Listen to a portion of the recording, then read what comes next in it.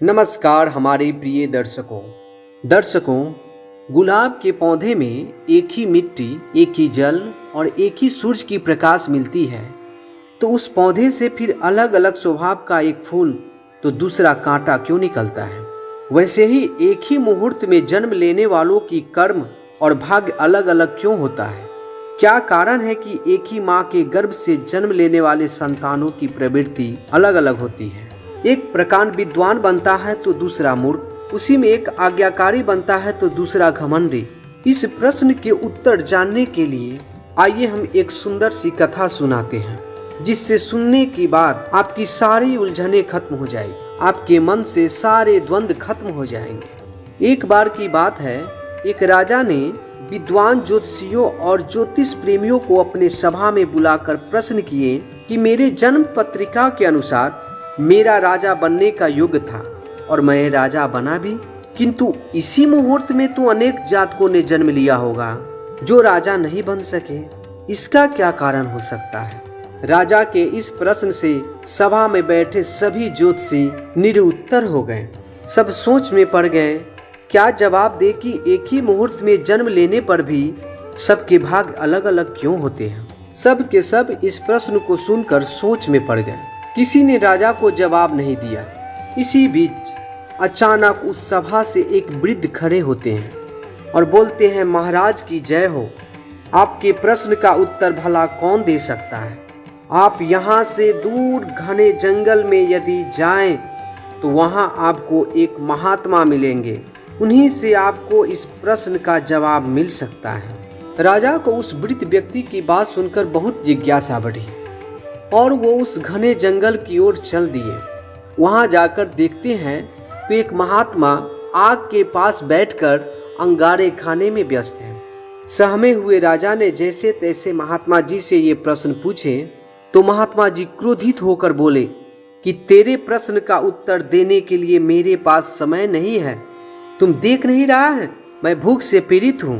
अगर प्रश्न का उत्तर जानना चाहते हो तो यहाँ से कुछ आगे बढ़ो, उन पहाड़ियों के बीच, वहां पर एक और महात्मा है, वही तुम्हारे प्रश्न का उत्तर दे सकते हैं।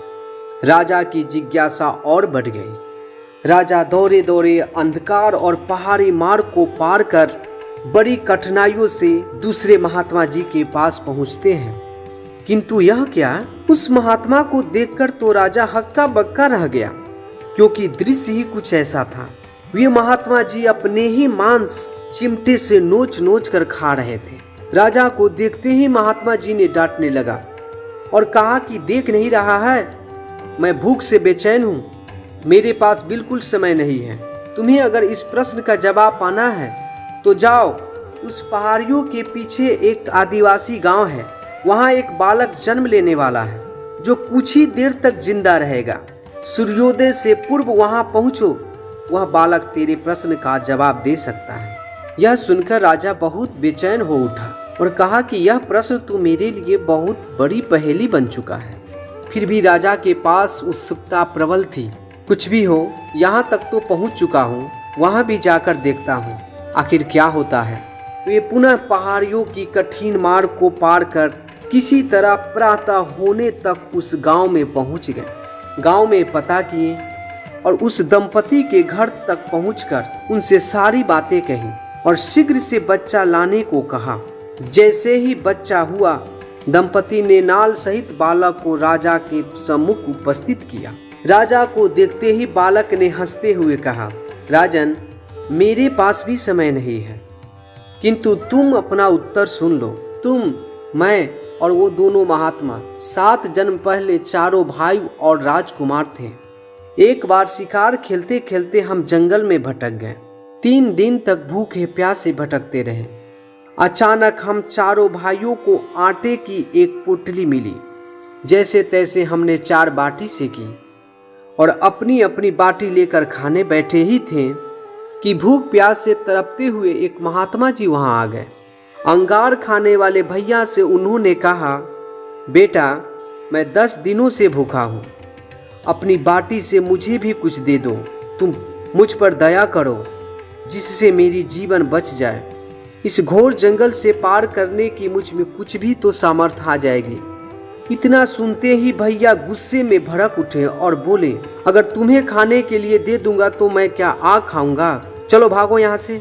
क्या करें, वे महात्मा जी फिर मांस खाने वाले भैया के निकट आए, उनसे भी अपनी बात कही, किंतु उन भैया ने भी महात्मा जी से गुस्से में आकर कहे कि बड़ी मुश्किल से प्राप्त ये बाटी तुम्हें दे दूंगा तो मैं क्या अपना मांस निचोड़ कर खाऊंगा?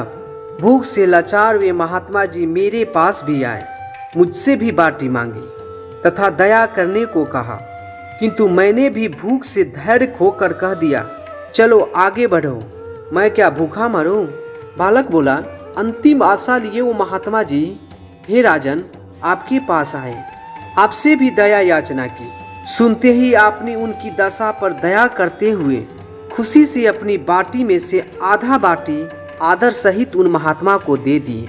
बाटी पाकर महात्मा जी बड़े खुश हुए और जाते हुए उन्हें आशीर्वाद दिए कि बेटा तुम्हारा भविष्य तुम्हारे कर्म और व्यवहार से हमेशा फलता फूलता रहेगा। बालक ने कहा, इस प्रकार हे राजन, इस घटना के आधार पर हम अपना भोग भोग रहे हैं। धरती पर एक समय में अनेक फूल खिलते हैं, किंतु सबके फल रूप गुण आकार प्रकार स्वाद में भिन्न होते हैं।